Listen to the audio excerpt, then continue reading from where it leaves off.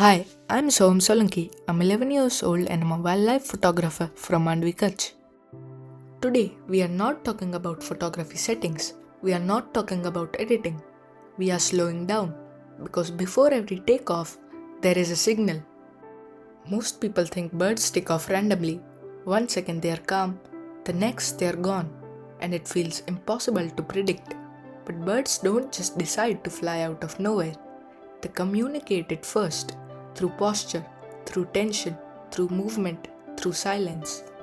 If you slow down and learn to observe, you'll realize that the takeoff is almost always the final step in a sequence. Today, I want to break down how to read that sequence across different types of birds and habitats. Every bird has two clear modes, relaxed mode and alert mode. In relaxed mode, their movements are rhythmic, feeding is consistent, the body stays low or neutral, the head moves slowly. A heron in shallow water or a bulbul on a branch, when they feel safe, their body language is loose.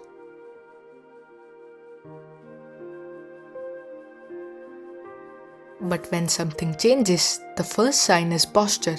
The neck extends, the body becomes taller, the chest lifts, the bird freezes. That freeze is not random, it's assessment.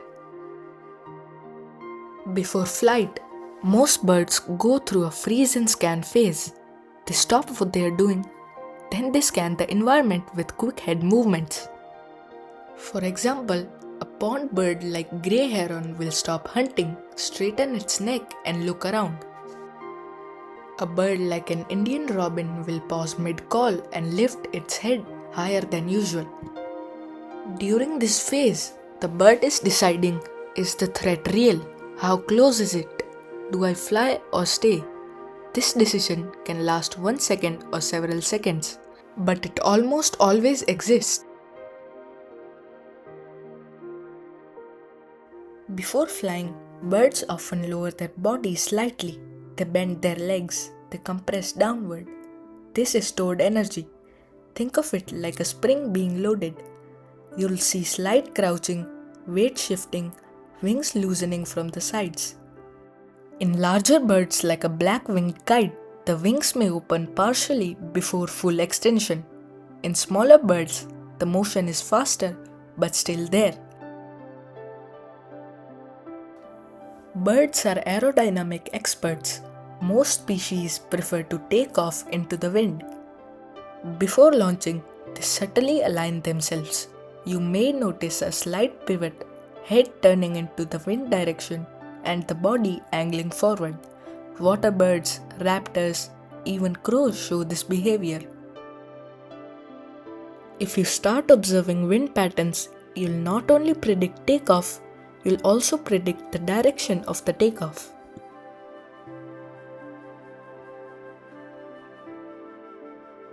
Flocks are even more interesting. In a group, tension spreads like electricity. One bird freezes, the closest one mirrors it. Within a second, multiple heads point in the same direction. The noise level drops, movement slows.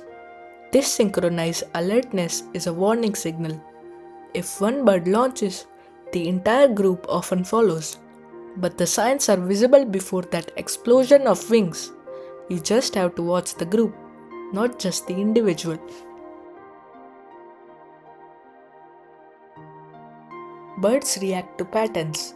Common triggers include sudden shadows overhead, direct eye contact from predators, fast, direct human movement, dogs running, loud mechanical noise, and raptors appearing in the sky.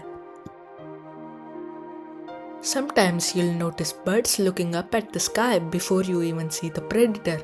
Their reaction can alert you before your own eyes detect the threat. Birds are constantly reading their surroundings. If you read them, you gain that awareness too. Flight is not just a casual action. It costs energy. For migratory birds, it costs survival fuel. For nesting birds, it risks exposing eggs. For hunting birds, it interrupts feeding. so they avoid flying unless necessary. Reading bird body language isn't about your fast reactions, it's about slowing down. When you understand posture, tension, alignment, and silence, flight stops being surprising. It becomes predictable, and once you reach that point, you're no longer just watching birds, you're understanding them. If you want a video on my video editing workflow, let me know in the comments. If you learned something from this video, make sure to like and subscribe. I'd love to hear your thoughts in the comments.